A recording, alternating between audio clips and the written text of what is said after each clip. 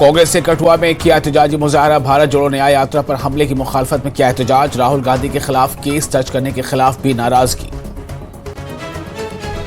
जम्मू और कश्मीर में पंचायती इंतखाबात कराने में लग सकते हैं कुछ और महीने। जम्मू कश्मीर के state election commissioner BR Sharma ने दिया इशारा। पंचायती इंतखाबात के लिए वोटर लिस्टों की समरी रिवीजन का अमल जारी।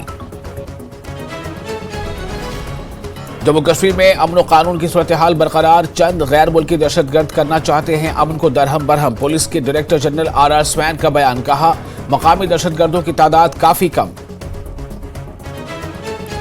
जम्मू में एक ड्राइवर की मारपीट के मामले की पुलिस ने लिया है नोटिस। मुलजिम को किया गया है गिरफ्तार। मुतासरा ने किया एहतजाज। कहा, कसूरवारों के खिलाफ होनी चाहिए सख्त कार्रवाई।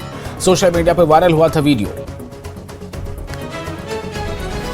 वजीर आजम ने की प्रधानमंत्री राष्ट्रीय बाल पुरस्कार हासिल करने वालों से मुलाकात। जिला बारामूला के करे इलाके से ताल्लुक रखने वाले अशफाक हमीद भट्ट भी थे शामिल।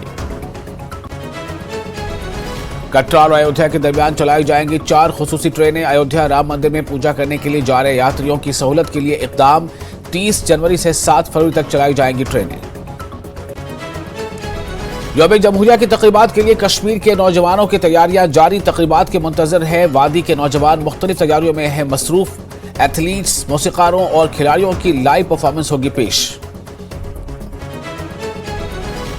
जम्मू कश्मीर में खुश्क मौसम के साथ सर्दी का सितम जारी। जम्मू में कोहरे की वजह से ट्रेनों में ताखीर। वादी कश्मीर समेत पूरी UT के लोगों को बारिश और बर्फबारी का इंतजार। खुश्क मौसम से कपड़ा कारोबार भी मुतासिर।